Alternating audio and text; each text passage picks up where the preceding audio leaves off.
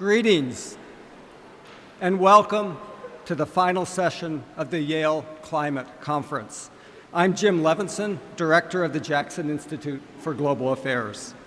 The Yale Climate Conference is the first of what will be several conferences organized under the auspices of the Kerry Initiative. And the Jackson Institute is proud to be the home of that Kerry Initiative. The Jackson Institute is focused on bringing to Yale some of the most talented students from around the globe. Once here, we work to convene a faculty that is comprised of world-class scholars as well as leading practitioners, folks who have really changed our world. I sometimes describe the goal of the Jackson Institute as combining soft hearts with hard heads, bringing compassionate and caring people dedicated to bettering our world, and then mixing in a healthy dose of the tools needed for evidence-based policymaking. In this time of hard hearts and soft heads, the mission of Jackson is as salient and as important as ever. The conference has embodied Jackson's interdisciplinary approach to addressing the world's pressing problems. Sessions have been held at FES, at the law school, and at the School of Management, as well as a fantastic session earlier this morning here at Woolsey. A message that came from the session this morning is that it's not enough to know. You've also got to do. That's the topic of this last session, and to introduce the speaker, I'll hand it off to the man to whom we are all incredibly grateful. Upon completing his term as the 68th United States Secretary of State, Secretary John Kerry could have done about anything, and Lord knows the man deserved a break. But instead of sitting back, he's as busy as ever, and I'm really, really glad that's the case. Please join me in welcoming Secretary Kerry.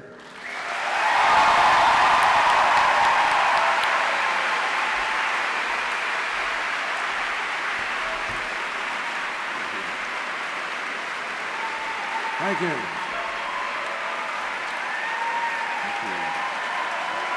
Thank you very much.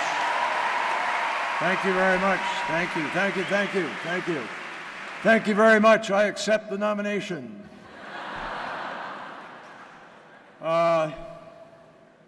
Only kidding.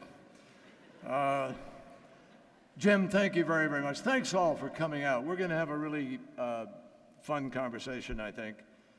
Our next speaker, as you know, is smart and talented, he's kind, he's committed, he's ethical, he's good looking, and despite all of that,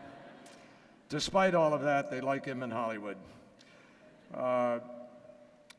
Who better, I was thinking about this, who better to talk about the dangers of climate change than a man who has witnessed firsthand the damage caused when an iceberg breaks off from a glacier.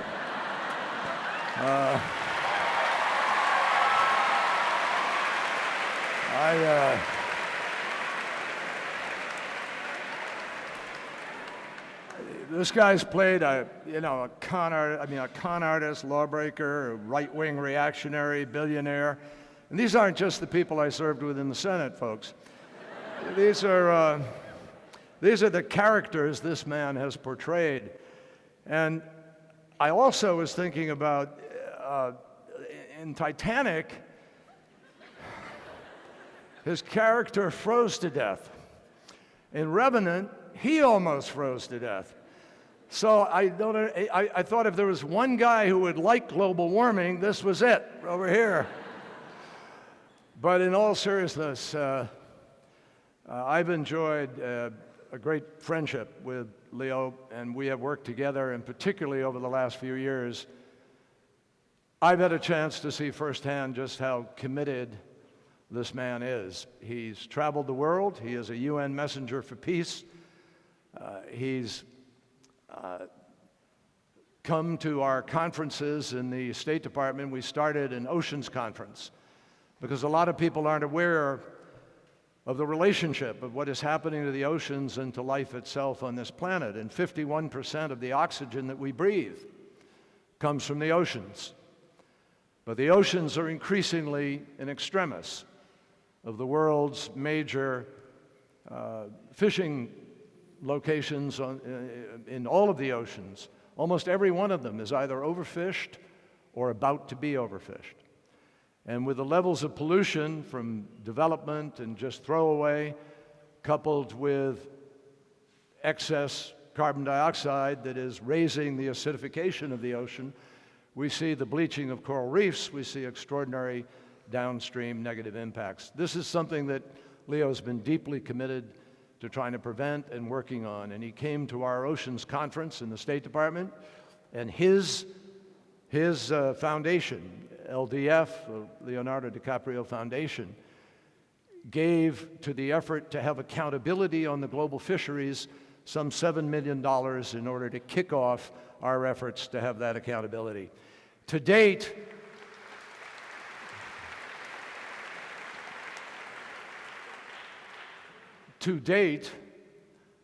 the LDF has committed to all kinds of efforts, and I'm going to ask him about some of those in a little while, but whether it's preservation of elephants or work to deal with the extinction of tigers or preservation, conservation, he has now given out some $80 million that he has personally raised and worked on in order to have an impact. So we're deeply grateful for his commitment. I personally am grateful for his willingness to take time to come to Yale University today, but not just Yale, to travel the world as this messenger of peace and help to create the activism that we need to deal with this. We're going to talk about that today.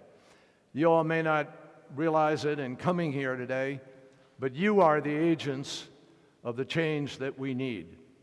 And we need a new level of accountability in order to be able to achieve what has to be done to keep the Earth's temperature from going over 2 degrees centigrade.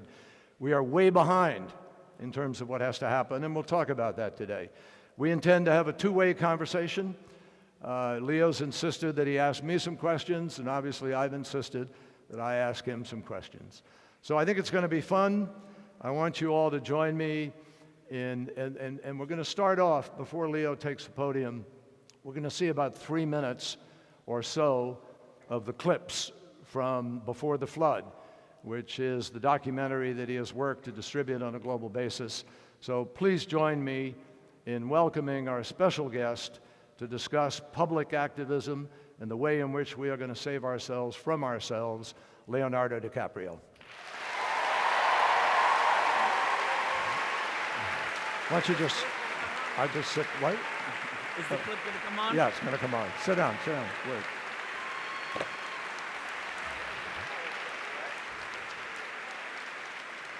Just take the podium and I think we're going to start the clip. Somebody's going to run that.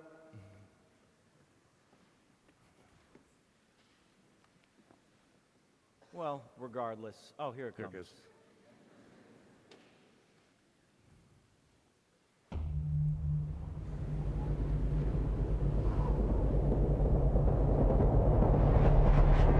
We've known about this for decades, for over half a century. Try to have a conversation with anyone about climate change, people just tune out. Climate change. Climate change. And the problem seems to be getting worse and worse and worse.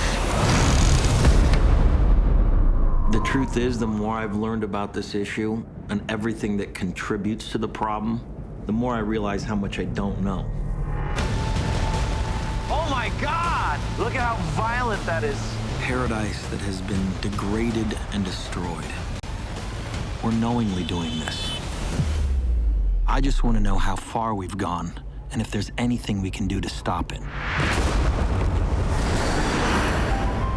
The U.S. has been the biggest emitter of greenhouse gases in history. You're a fossil-addicted country. We are doing more investment in solar today than the U.S. is.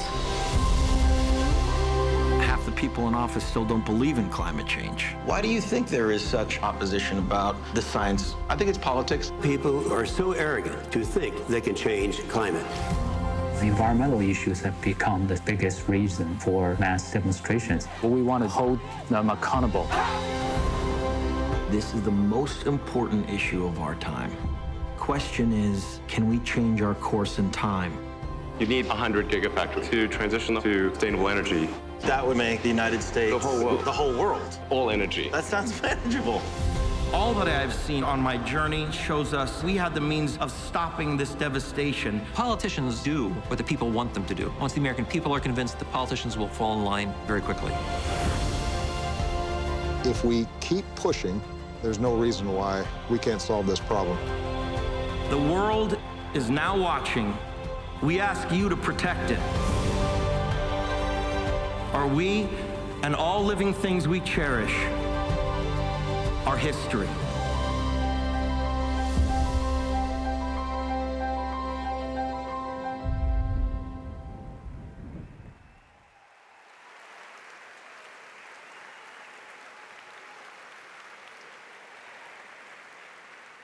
That was a 3-year journey. It brings back a lot of memories.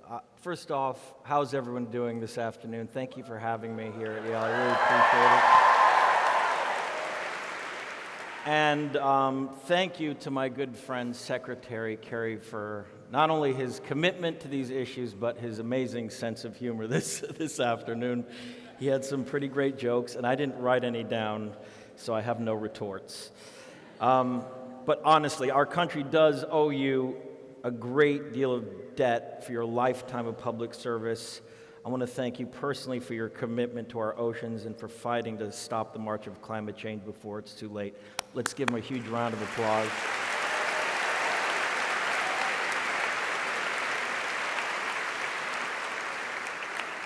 You just saw my trailer for Before the Flood. We've watched as storms, wildfires, droughts have worsened since this film has come out. Extinctions have also become increasingly more frequent, and as some of us have also listened as the scientific community sounded the alarm bells about climate change as far back as the 1990s. The Intergovernmental Panel on Climate Change, or the IPCC, is made up of scientists from every country on Earth, including the 2 biggest polluters, the United States and China.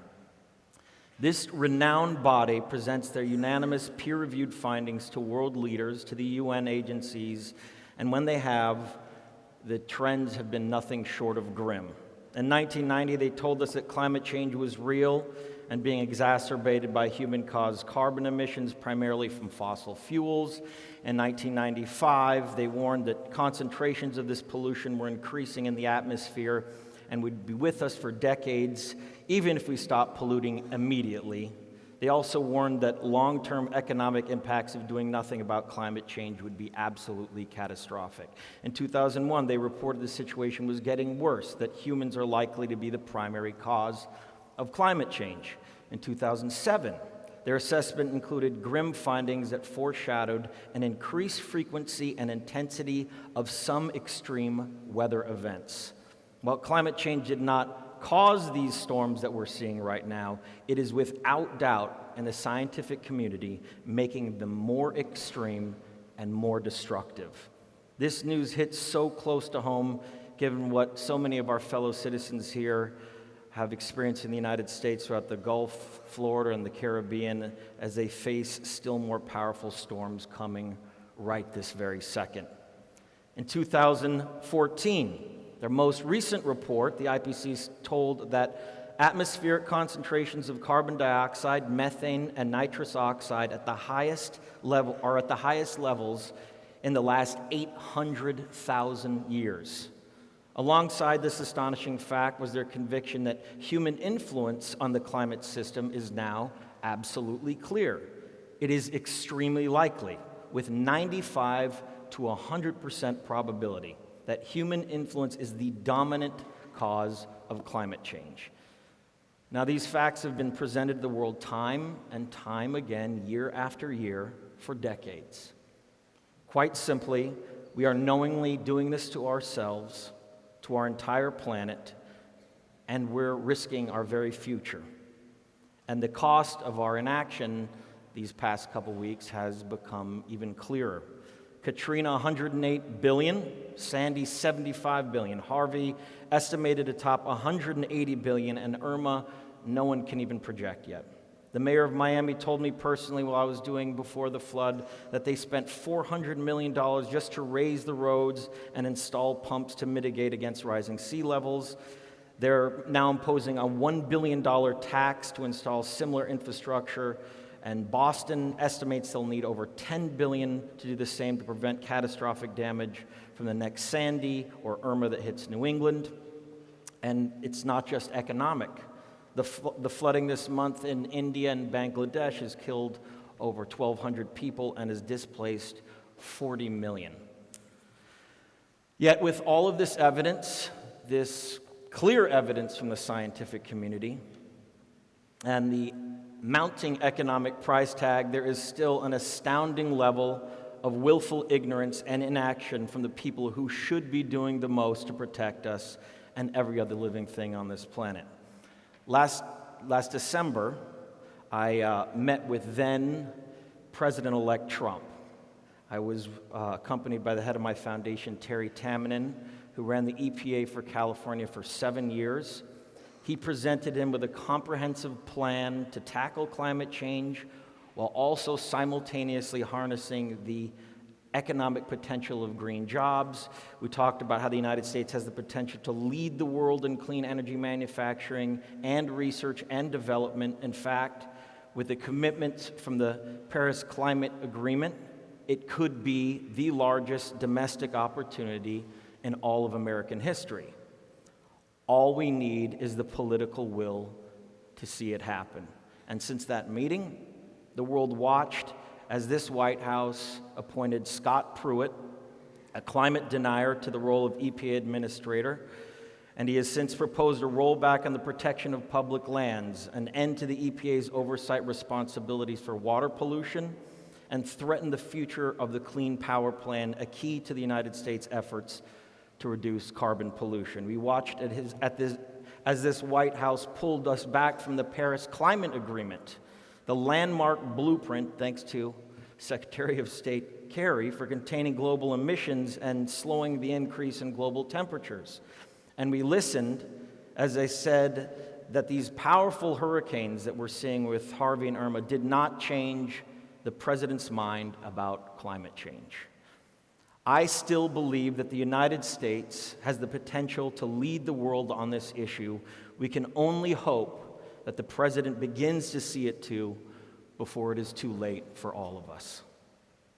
Now, the White House is not alone in perpetuating the lie that there is doubt about climate science. Florida Governor Rick Scott banned the words climate change and global warming from the state's business. Unfortunately, no governor is powerful enough to actually ban climate change, and today residents of his state are rebuilding from devastation that could have been significantly less if the state government was busy working for solutions rather than banning words. And Energy Secretary Rick Perry, as governor of Texas, also denied the science of climate change and refused to take action, and today the state he once led is struggling to recover. This utter lack of leadership by officials who choose first to preserve their short-term political power rather than ensuring the livable future on our planet means that we must all do more now than any other time in human history. We have to take these matters into our own hands. We have to stand up together and take on these issues that unite us. As Harvard professor Gregory Mankiw told me before the flood, it was a clip in the trailer you just saw, when the public is convinced, the politicians will fall in line very quickly. What all politicians in every nation on earth need to know is this: we have the technology to meet 100% of our energy needs from clean, renewable, available, cost-effective sources that are at our fingertips right now. What is missing is the fact that that countries and their policies out there have set bold goals, and we need more leadership from the private sector at this point to reach out and grab hold of this tremendous opportunity, to be the drivers of this innovation, to invest in these clean jobs and understand the economic potential for the future. For the past day and a half here at Yale, CEOs and leaders from some of the country's biggest companies have said very much the same thing, but now we need more action from them. So please consider this as a call to action, a challenge to find new ways to power your factories, your stores, your delivery trucks, to help your millions of employees and customers to learn the facts about climate change and what they can do in their own lives to make a difference. And in any city, state, or nation where you do business, demand that politicians accept climate science and make bold commitments to change before it is too late. And that is where all of us come in. Every single one of us has to start to take action, and that's why I created my foundation, LDF, in 1998. In addition to funding the protection and restoration of wild places, endangered species, oceans, and indigenous rights, my foundation supports the work of the Solutions Project, which is a trailblazing nonprofit organization that have actually drawn the blueprints for every state in America and many other countries around the world to go 100% clean by 2050. We're also proud to support the UN's Climate Finance Initiative that is helping cities to invest climate-friendly infrastructure worth billions of dollars, like making buildings and lighting more efficient, replacing dirty fossil fuels, and massive solar and wind farms, and ending the concept of waste by using everything that was once buried in a landfill. We've recently launched the Planet Pledge Fund to use donations from forward-thinking philanthropists to invest alongside institutional investors in these kinds of large-scale projects all over the world. And today, knowing that actions speak much louder than words, on behalf of LDF and my entire staff, we're very proud to announce an additional $20 million in new grants from my foundation to over 100 different organizations at home and abroad that are on the forefront of these urgent existential challenges.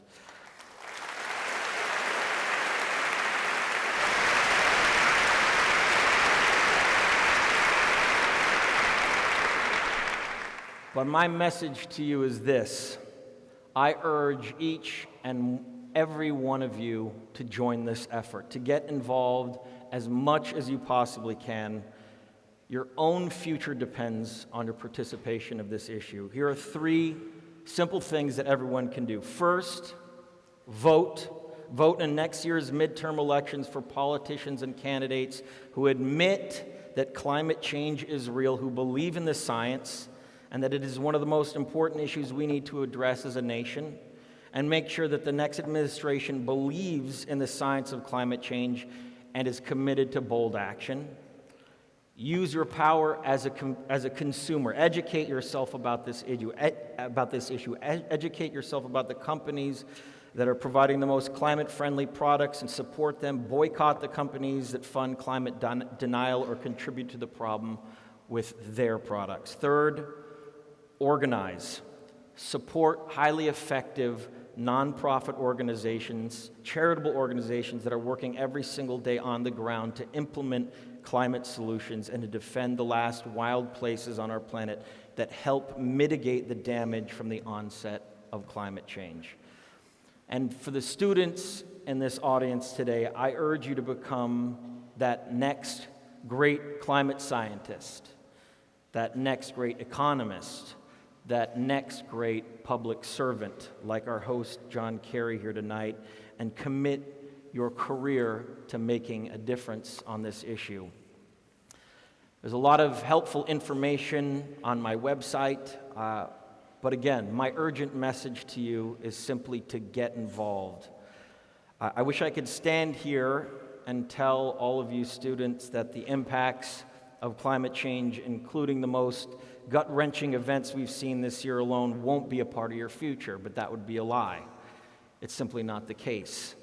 After 3 years of traveling the globe for my documentary, Before the Flood, I spoke to countless people from all walks of life and saw firsthand the real impacts of climate change that are already occurring right now. And I can tell you this: the harsh reality is that your future, your world, will be very different than it is today. There will be complexities and challenges for the natural world and humanity that will be unprecedented. But we can keep those devastating impacts from getting even worse. We can actually minimize them if we all act now. Time is up. The current events have become a global wake-up call that must be heard all the way from you to the private sector, all the way to Washington, D.C. It is too late for any of us to be too timid or too ignorant or too silent. We all have to take action together now. Thank you very much for your time.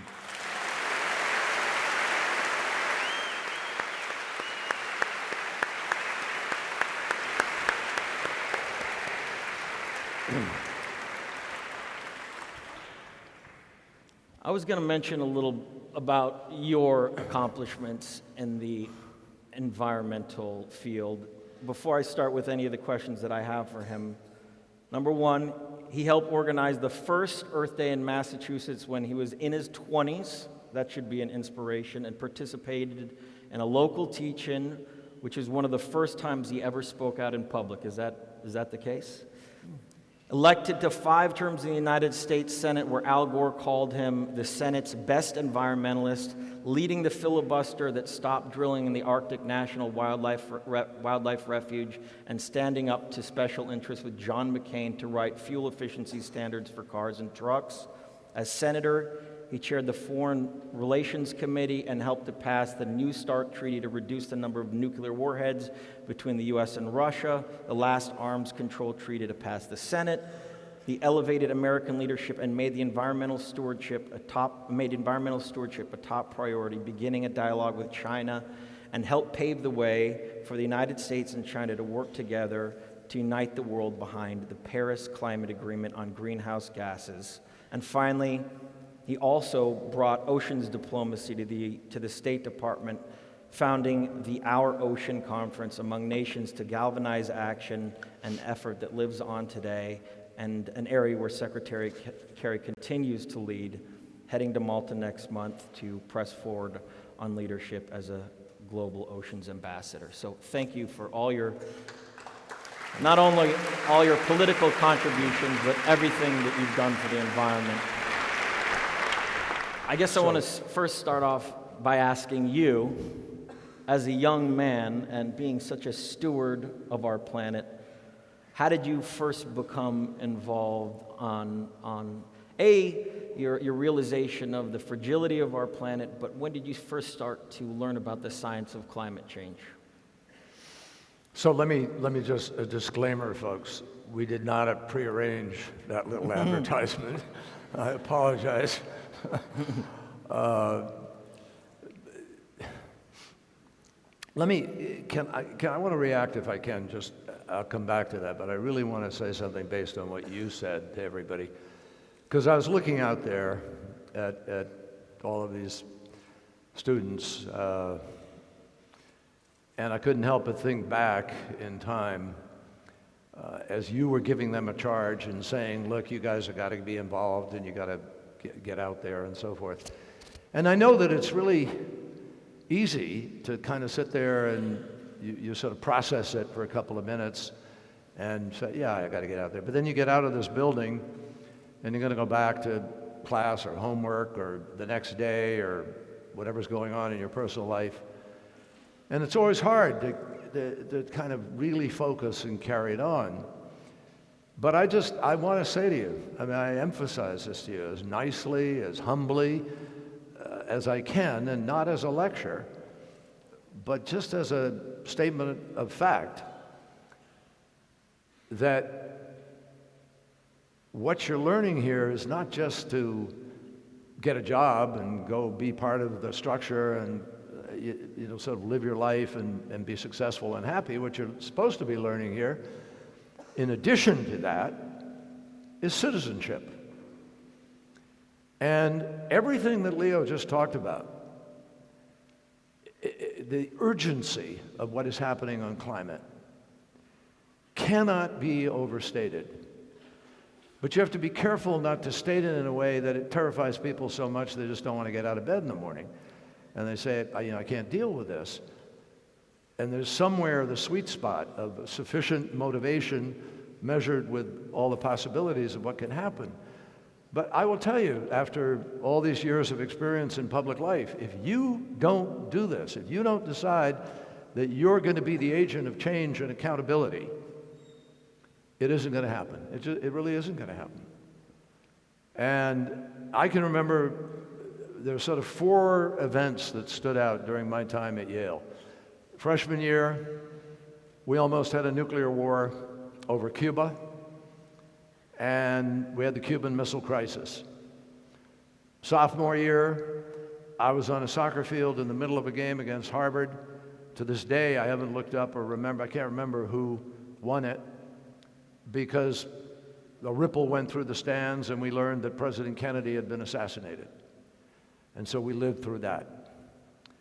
And the next year, we were busy sending people on buses from High Street down to the South in our own country to end segregation. And I remember driving down there in a spring vacation with my close friend here at Yale, and I was shocked by signs that said, no colored, white only, in our country. You don't see that now. And it's because a lot of young people decided they were going to change all of that. And then the senior year of Vietnam, people's lives were changed because we had a draft. And a whole bunch of young people in America couldn't get out of the draft or didn't have the choices some people had at Yale. So we had Vietnam. 58,000 people died in a war that never should have been fought. But it was young people that ended the war. It was young people who created the women's movement and began to break the glass ceiling. It was young people who broke the back of Jim Crow in the United States and helped to pass the Civil Rights Act of 1965. And I say all of this to you because this challenge of global climate change is as big as it gets. And how much evidence do you need? In a few years, we're going to have open passage in the Arctic. There'll be no ice in the summer. I think, Leo, you've been up to Greenland. We've been above the Arctic Circle, stood on the ice sheet over the Arctic, which is on rock. So every bit of ice that is there that is melting is an add-on to the volume of the oceans.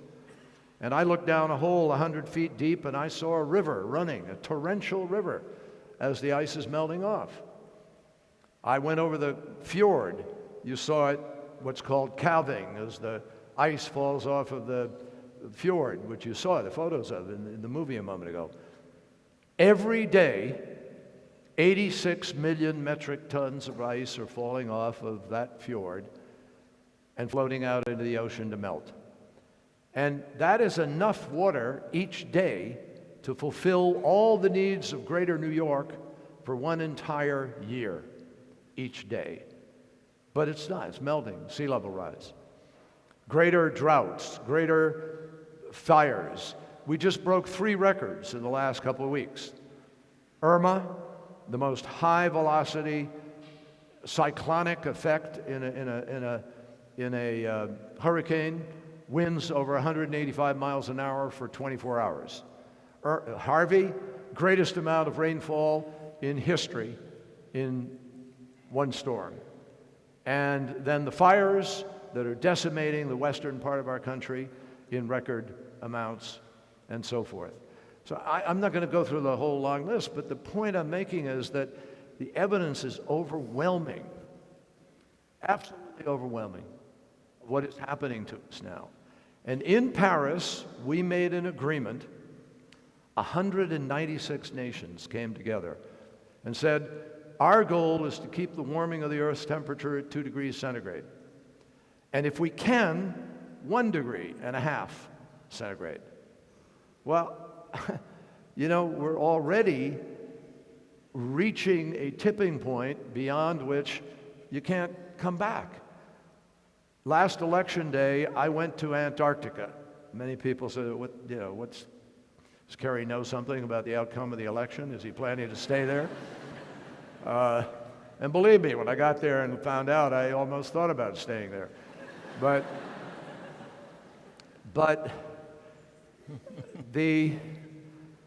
I listened to a scientist, a New Zealand scientist, and there are about I think it's 17 or 23, I've forgotten the exact number, of different countries have scientists down there doing the research. And I went out over the West Antarctic ice sheet, 3.5 miles, 3 miles deep in places.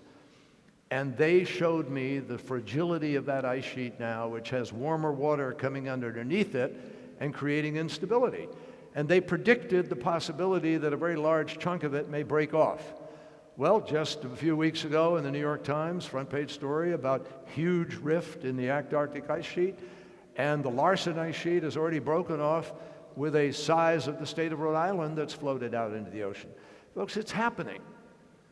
And I'm just going to be blunt with everybody here because there's no time here to sugarcoat this stuff. The people who ought to be doing something about it at a national level in our nation are not. They're even making a mockery out of the idea. We had a United States Senator who's the chairman of the Environment Committee bring a snowball onto the floor of the United States Senate at a certain time of winter and say, look, here's snow, it's happening. There can't be global warming. Please. This is urgent. Now, I'll just quickly summarize it by saying to you this. Am I just going to throw this at you and leave you to your own devices? Let me tell you what happened. Back in 1970, when I was part of what Leo described to you, the first Earth Day, April 22nd, 1970, before I protested against the war, I was freshly back from Vietnam, but I hadn't yet processed the war in a way that led me to go organize veterans and demonstrate the way I wound up doing. But I knew I was going to go out there and make a difference on the environment because my mother, to go to his question, had been an ardent environmentalist, and it was just part of the ethic of Massachusetts, of New England, of my upbringing, of my education here at Yale and elsewhere, that you exercise responsibility, you conserve, you preserve, you think about the future. So that's what led me to Earth Day. But 20 million Americans came out of their homes on the same day, 1970. At that time, that was unprecedented. And everybody's, whoa, something's happening here. But the real magic of it was not 20 million people coming out on the one day. It was those 20 million people deciding they were going to translate their presence into political action. And what they did was target, what we did was target the 12 worst votes in the United States Congress. We labeled them the Dirty Dozen for their horrible votes on the environment. And we targeted their districts congressionally. And in the next election, 7 of the 12 lost their seats. And I'm telling you, as a former elected official, there is nothing like the loss of one of your colleagues to stiffen your spine and collect your brain. And that's what happened. All of a sudden, environment became a voting issue. Think about that, voting issue. And that accountability produced the Clean Air Act, which you benefit from today, the Safe Drinking Water Act, which you benefit from today, Marine Mammal Protection Act, Coastal Zone Management Act, safe drinking water, and we created the EPA. The United States of America didn't even have an Environmental Protection Agency until 1972. And Richard Nixon, who was not known for his environmental agenda, was forced to sign it into law because environment had become a voting issue. Now, my strongest message to you here today is we need that change now. We need young people. I mean, how many people voted in the last election in America? 55% or so? I've been to countries. I just came back from Kenya, where I was leading the delegation to monitor the elections. 70-something%, and it was down from what it had been 4 years ago. 70-something% compared to us. I went to the Philippines in 1986 to lead the effort there to get rid of the dictator, Marcos. And I watched people stand in the hot sun for 12 hours, have their thumb printed with ink to prove that they had voted. And it was 85-90% of people voted. So you cannot go to a great university like Yale and not accept with that privilege the responsibility of creating a voting issue over something that is literally a force of mass destruction, growing in its capacity to threaten life on this planet. And my prayer is that every single one of you are going to be inspired by Leo's film, inspired by the facts, and recognize the responsibility of citizenship to do this, to pull us back from the brink. And you know the good thing? I'm telling you, we're lucky on this. This is not something where we don't know what the solution is. We know what it is. We have it. It's already been discovered. It's energy policy. Solution to climate change is not to spit coal-fired coal dust up into the air. It's to move to the new technologies and find others that we know will provide for a base. And nowadays, solar and wind, bottom line, I'm telling you, are absolutely competitive with coal. We shouldn't build one more coal-fired power plant anywhere in the world if we're going to beat this challenge. It's that simple. Well said. Anyway.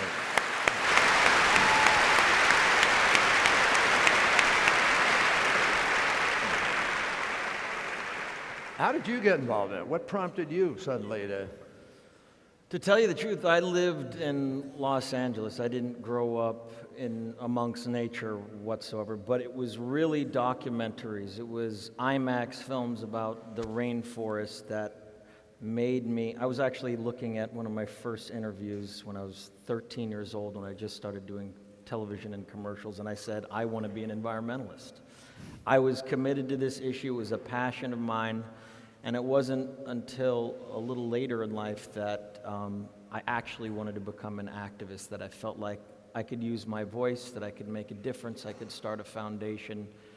But what's been amazing to watch over the last 22 years of speaking out, 21 years of speaking out about this issue, ever since it was really a road to learning more, and that actually brought me to meet Al Gore in the White House when he was then vice president, and he, as I discussed in the documentary, he drew a map of planet Earth, he drew our atmosphere around it, and he started talking about this thing that was called global warming, and I had no idea what he was talking about. I'd never heard of this issue, didn't even know it was a threat, and then it became this somewhat of an obsession of mine to learn more, to become more active, because to me, it represented the most existential crisis humanity has ever faced. We have dealt with famine, we have dealt with war historically throughout time, but when he started talking about chemically changing our planet in an irreversible fashion that will threaten all life on Earth, that was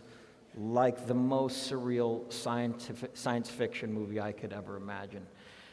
And I started speaking out on this issue.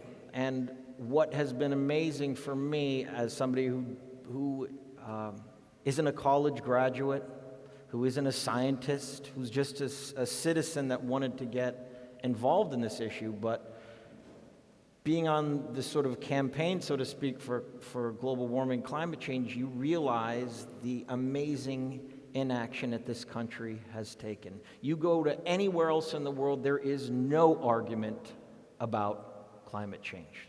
There is no argument. People accept it as a fact. This is the only country in the world where we have a political party that argues what is now basically scientific fact. I mean, it's like arguing whether gravity exists or not. I mean, you guys do exams, if you get 95% to 100%, you get an A+.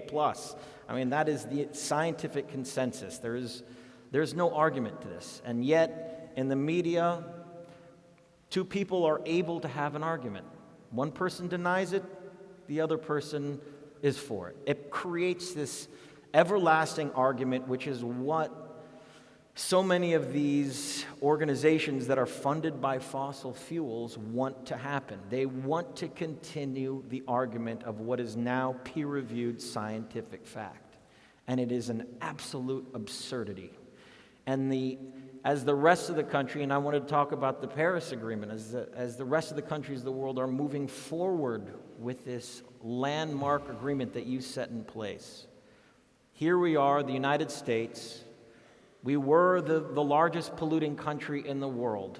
China surpassed us a year or two ago, but per capita, we're some 300 million plus people. China has over 1 billion. Per capita, we're absolutely the most polluting country in the world. Yet, we have pulled out of what was now the best shot we had to tackle this crisis. So, how do you feel about the future of the Paris Agreement now that the United States has pulled out of it? A, is my question. And B, what do you think we all need to do as a country to make this issue more prevalent in the zeitgeist? What do we have to do as citizens, as people, to try to push this agreement forward? And also, what do you say to critics that talk about to get to that 2-degree threshold, which is that turning point, that the restrictions in the Paris Agreement were not enough? Well, I think the Paris Agreement had been preceded by, some of you may have read about the Kyoto Agreement previously.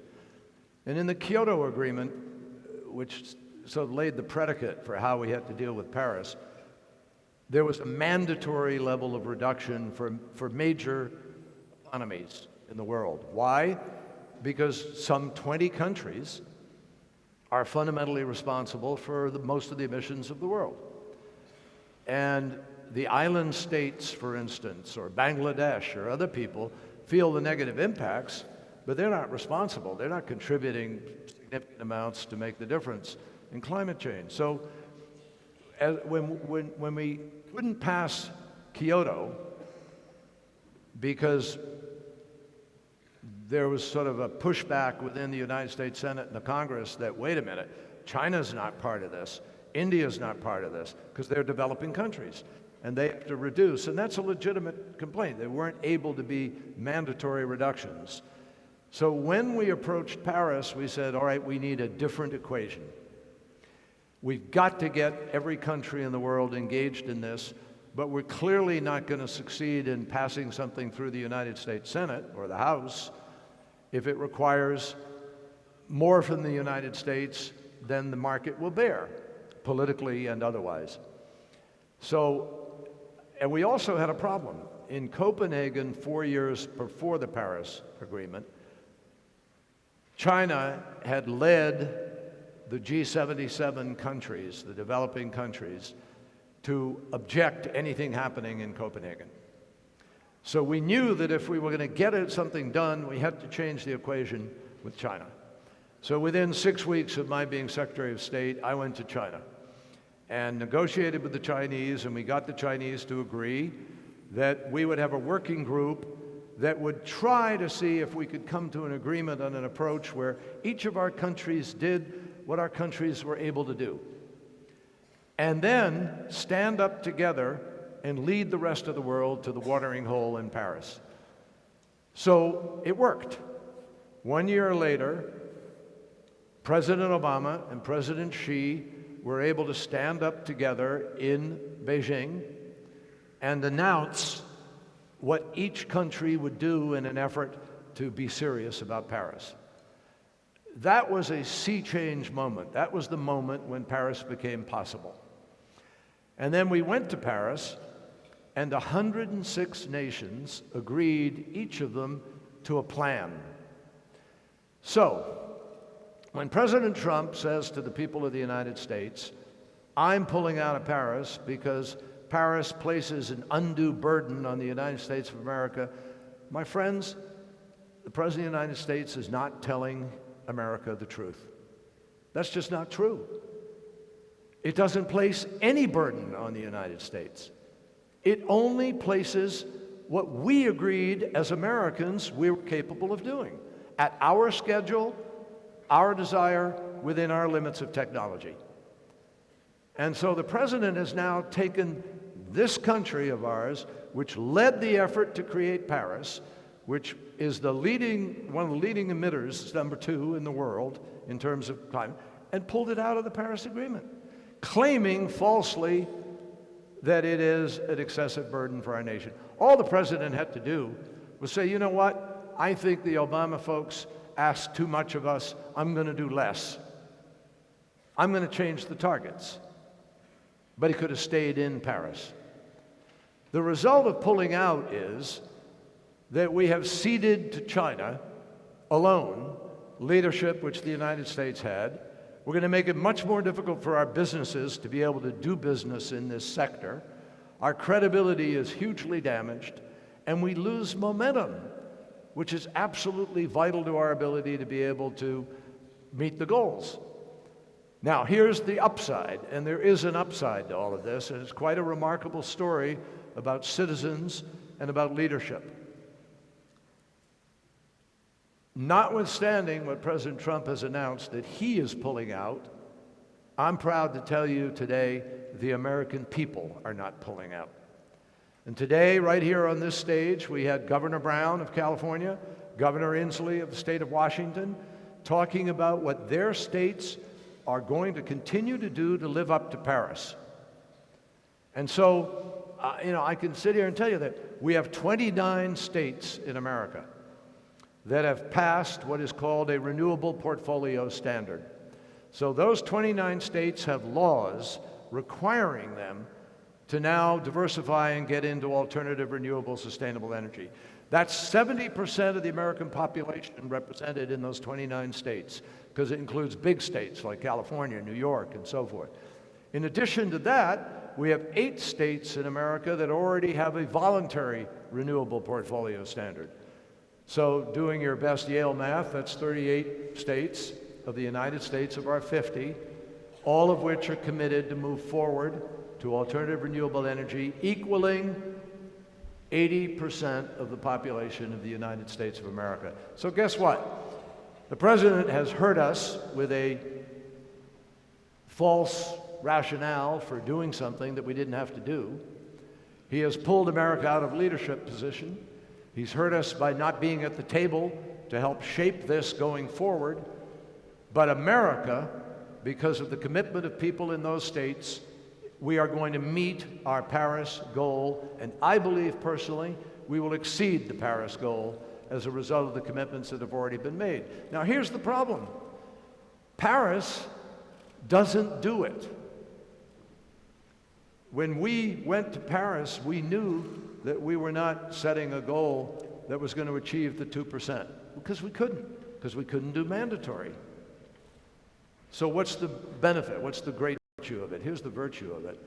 When the world's business community saw 196 countries all committing to move in this new direction, what we wanted to do was send a message to the marketplace.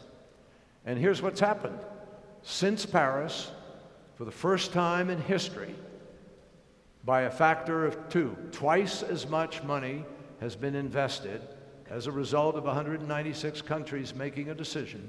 Twice as much money is invested in renewable, alternative, sustainable energy as in fossil fuels for the first time in history. And now in America, solar energy is growing 17 times faster than the regular economy. The fastest single growing job in America is wind energy technician. So I'm able to say, I think, Leo, the importance of this is, I believe after all my years in the public sector, I don't think government is going to make the decision that's going to save us. I think Elon Musk or Sergey Brin or Larry Page, whatever, Google, the Silicon Valley, the next technology wave, it's going to be the private sector investing in the biggest marketplace the world has ever seen, which is the energy market of the future. And that energy market is going to go from 4 to 5 billion people today to 9 billion people by 2050. And you guys are going to see and live an energy revolution on the face of this planet. The real question is not whether we'll do it, it's whether we're going to do it fast enough, whether we can meet the goal. And so, what Trump has done is slow down momentum, give up leadership, tell something patently untrue to the American people. And that that's not the way I've viewed the presidency of the United States, and it's part of this challenge we have today. You mentioned it a moment ago. Right. I mean, Jerry Brown today sat here and said, we've reached a point where one side will say 2 + 2 is 4, and the other side will say 2 + 2 is 5, and people in the news media give both of them equal presentation, and they don't deserve it. So we have to have a change and a shift in sort of how we're dealing with these things. What do you think is going to happen from an economic standpoint? Because as I mentioned earlier, Terry, who was the head of my foundation, ran the EPA for California for seven years, created a lot of California's innovative environmental policies, handed him a report, this is now President Trump, this thick, and tried to explain quite simply, as you said, this could be America's largest economic opportunity in history. You talked about on your campaign wanting to rebuild the Rust Belt, create American jobs. Never before has there been 196 countries that need to fulfill those commitments. With the Paris Agreement, you now have all these countries around the world saying, we want solar, we want wind, we need new technologies, help supply that to our countries. And by taking ourselves out of the equation, we have lost that opportunity. So which brings me to my other question. Who's going to fulfill that void? China has now committed to saying that they're going to reduce all cars with internal combustion engines by a certain date, and they're going to have all electric fleets of cars. The other major polluter, which is India, which is heavily reliant on coal, they're trying to make waves in this. Who's going to fulfill all these obligations now? And will America suffer not only from the hurricanes that we've experienced and the onset of climate change, will America suffer economically long-term by not engaging in that process? I think absolutely. Yeah, we will suffer. We'll suffer because there'll be a backlash against American business for not participating in the process in a way, unless the technology is so superior. I mean, in the end, businesses do what works for the bottom line. And so if we have some breakthrough technology, we won't be handicapped. But if it's our technology against 2 or 3 other countries on an even basis and it's fairly indistinguishable between them, we're going to get hurt. We've lost credibility here. We've lost leverage. At one moment we're leading the world to Paris, and the next moment we're pulling out of Paris. And people all over the world are scratching their heads and saying, so what's going on here? And the problem is it's not just Paris. It's TPP, it's leadership, the questions about NATO. I mean, it builds up in the end. But look, you've traveled now, I don't know how many million miles, but you've been all around the world several times in the last 3 years making this movie. What did you observe? What did people say to you about America during that period of time? Because we're a big polluter. They're completely confused about our actions, to tell you the truth. That lady in India that is in the trailer really started to attack me on a personal level. And I had to explain to her that I'm not completely responsible for all of the United States global emissions, but she attacked my lifestyle, the average American's lifestyle, in comparison to somebody from her country. But, it's puzzling because, yes, I've seen Arctic sea ice disappear to the point where, we're going to have new shipping routes because all this sea ice is going to melt, which not only creates, environments and breeding grounds for so much marine life, but is a mitigator of climate. Ultimately, that's why we're seeing the severity of these hurricanes right now, because our oceans are warmer and we don't have enough, cool air from the north to combat it. I've seen, I went all over Indonesia and the Loiser ecosystem. I've never seen a manifestation of human greed the way I saw in these forests, where the third largest forest in the world was almost completely wiped out for the palm oil industry. I went to the top of Greenland, where scientists explained to me that soot from coal-fired power plants in China and around the world are creating a black film over all of Greenland, which is making it like Swiss cheese. It may seem like Greenland's still there, but underneath that are these massive canals of flowing and the black water melts faster. melting out into the ocean. The onset and the reality of climate change, if you travel around the world, is absolutely apparent. You talk about in my documentary the refugee crisis. People don't attribute the fact that we have these massive amount of refugees that are leaving their homes because of desertification. They need to go to urban environments and continue their lives because they've lost everything that they have. We're seeing wildfires all over California like we've never seen before. The evidence is all around the world. What is puzzling to me is still how we, this incredibly progressive country, there's a great documentary called Merchants of Doubt, which I encourage everybody to see, because in it they talk about how the fossil fuel companies have used the same disinformation campaign and strategy that the tobacco companies used in the 50s and 60s to get people to continue smoking. They use the same people, almost PR spinners, to be able to perpetuate disinformation about the science of climate change. So you have all these phony front groups, these organizations that, like the Heartland Institute, these organizations that say, well, climate change isn't real, the science isn't figured out, there isn't a consensus. I still want to argue this, and it's like hamsters in a wheel. We keep talking about what is now scientific fact.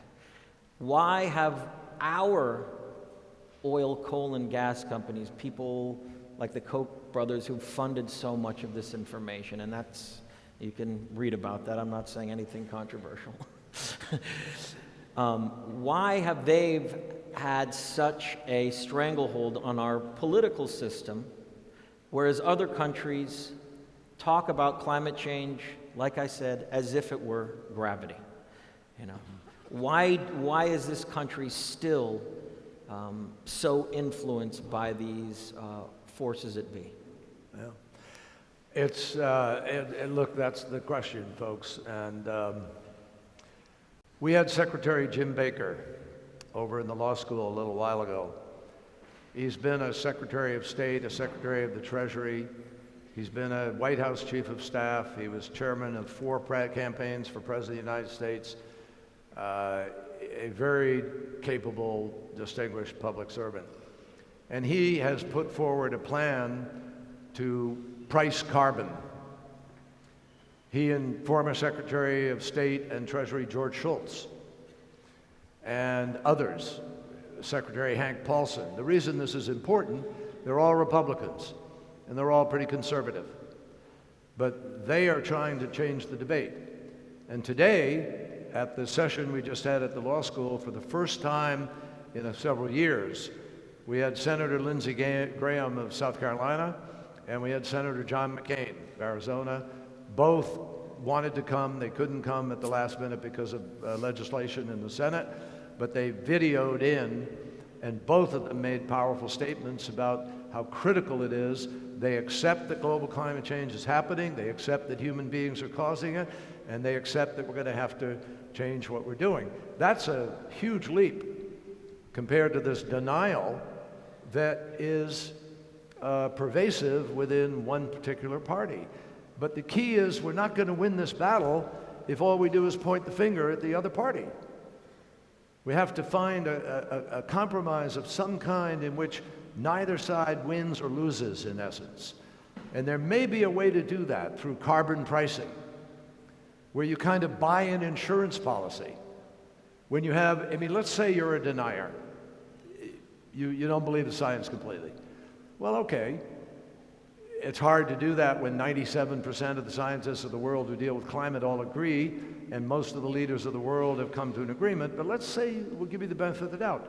Then what should you do? Well, logic would say people in positions of responsibility need to embrace the precautionary principle. You buy insurance not because you know your house is going to burn down, but because you want to prevent it. If it did burn down, you want to replace it. You buy insurance in your automobile et cetera, et cetera, et cetera. Well, we should be buying insurance for those who don't accept the facts. And that insurance policy would be the pricing of carbon, where you can return money to the system in a way that builds the infrastructure necessary to prevent the worst from happening. And what I keep saying to people is, what's the worst thing that could happen if you buy into if you do accept that climate change is happening? And so you put in place clean energy technology. What's the worst that happens? You create millions of jobs, you have cleaner air, you live up to your environmental responsibilities to the next generation, you get energy independence. We have it now because of fracking, but we didn't for a long time, but we maintain energy independence because you got your own energy, it's clean, you're developing it, and you have a whole new economy that's based on clean. That's literally the worst that would happen to you if you buy into this. Become a world leader in terms of the environment as well as the jobs. What's the worst that happens if they are wrong, if you're talking in terms of just buying insurance? Obviously, the worst that happens if they're wrong is the end of life on the planet as we know it. Sheer catastrophe. So which one of those two choices, it's a no-brainer. You buy the insurance. And so that's what we have to sell to people now. Don't require them to lose their ideology or hard positioning, but get them to see that there's a logic to buying insurance against the odds that the other side may be right. I don't know if you feel that works or not. I mean, you've made this argument to people, Leo. I mean, you must, on occasion, have been exasperated by the contrarian response you get. Do you find there's something else that breaks through? Do you have a sense that... I feel inept in having a dialogue or conversation with people that don't believe in climate change, to tell you the truth. I think that, who am I to argue? If I were a politician and I was up on the podium and you look at the last debates that we've had, how much time was devoted to what is the most important issue facing all of humanity. So little time was spent on this issue. And if I was a candidate that was arguing to make progress on this issue, I'd say, how could you be are you a scientist? Are you a climate scientist? How could you argue that this isn't real when people have devoted their lives, thousands of, even the documentary, they don't even talk about 97%, they talk about 99% of the scientific community having an absolute consensus that man is contributing to this issue. So I feel inept. I don't engage. I don't engage because I don't feel like I have the authority to have anything other than the opinion of the scientific community. But sorry, go ahead. Go ahead. No, go ahead. I assume after your travels and after the work you've done with the film and the many questions you've heard about it, that your sense is that the difference is going to be made through political accountability. That if we don't hold politicians accountable who are not moving forward on this, they should be thrown out of office. Look, I was recently up on a particular stage for a particular film recently, and that's all I talked about. I didn't want to talk about anything else. I said, this might be my one opportunity here in my lifetime. I remember that. I did this film called The Revenant. Between us, Leo and I have one Oscar. And it was an internal question whether to bring up something as sensitive and polarizing as this, but we experienced that firsthand while making the film. I got a lot of flack from the Canadian government saying that these were Chinooks and heat waves, but we had to stop filming for months at a time. We had to relocate to the southern tip of Argentina just to be able to find snow because the weather patterns were completely unpredictable and completely off. It was a reality to me, and the film was about the natural world, so I wanted to speak out about that. But yes, it's up to all of us, this generation, like you were talking about your generation, being able to march, to organize, to activate their friends, their families, people in their neighborhoods to get out and vote. That is absolutely one of the most important things we can do in this country. We should not have people in office that do not believe in facts and truths and modern science that are able to manipulate and risk the entire future of this entire generation.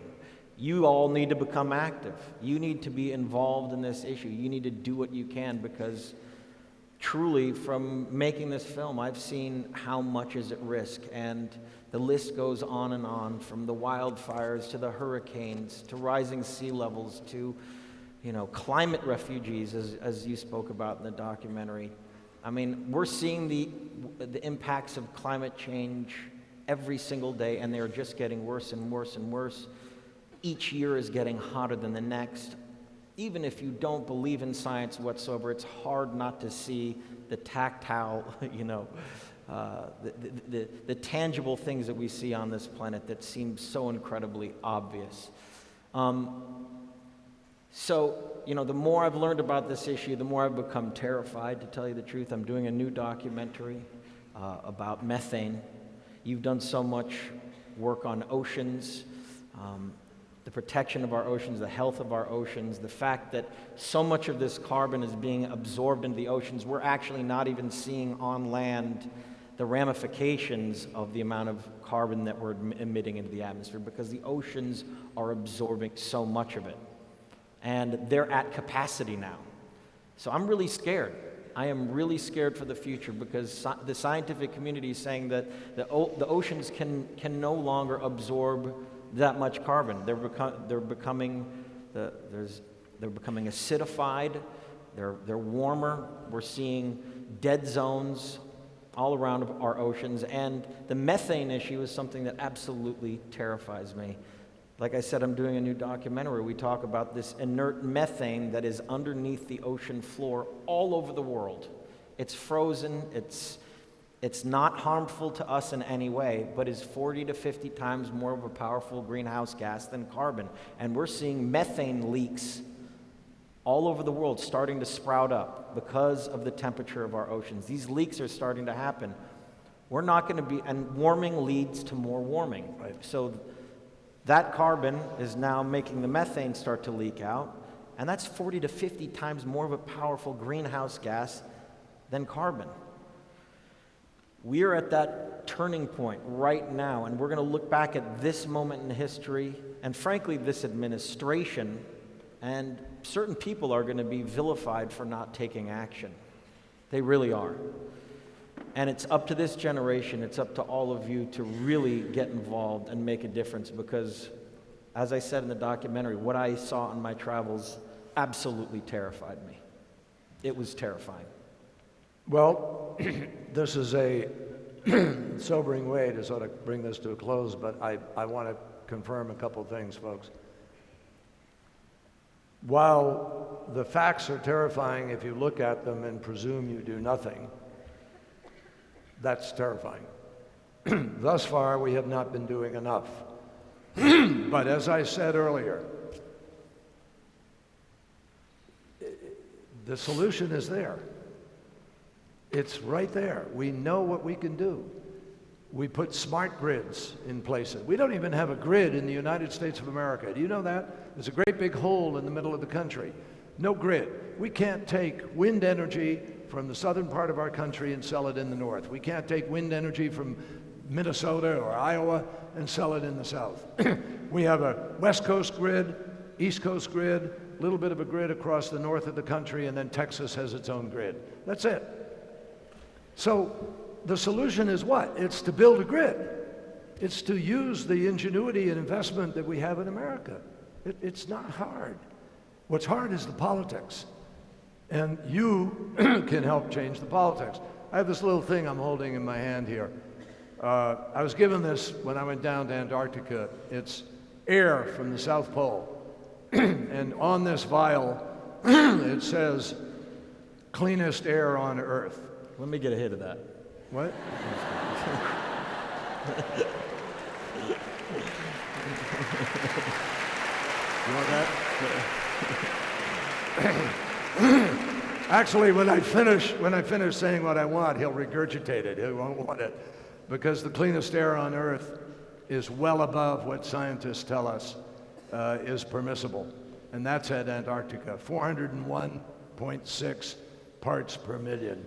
That is so above. I mean, 350 parts per million is what scientists tell us we need to hold it to in order not to have a tipping point. So look, bottom line, I think Leo made a very eloquent statement to you about what you have to do. I'm not going to say more about the activism, but I want to leave you with one thought. There are moments when you look at these issues, and as I said in the very beginning, you may be overwhelmed by it or intimidated and say, hey, I don't know, I'm just one person. Bobby Kennedy, back in 1968, when we were fighting apartheid in South Africa, went to South Africa and gave a speech to people there. And he said that the greatest of all dangers is futility. The belief that there's nothing that a man or a woman can do against the enormous array of the world's ills. But each of us, he said, can work to change a small portion of events. And in the total of all those acts will be written the history of this generation. Each time a man or woman strikes out against injustice or works to improve the lot of others, he or she sends forth a tiny ripple of hope that, crossing each other from 1 million different centers of energy and daring, they can sweep down the mightiest walls of oppression or resistance. That's the trick. That's what happened in apartheid. That's what happened in civil rights. That's what happened in the environment, so many other things. It can happen again. And if you listen to Leo and what he just said to you in terms of the urgency and what should motivate you, I'm confident you're going to go out and do it. So thank you. First of all, Leo, thank you for taking time to come here. Thank you for having me. So appreciative. And thank you all. Thank you very, very much. Thank you.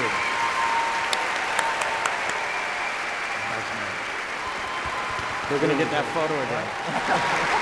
Yeah, that's a great.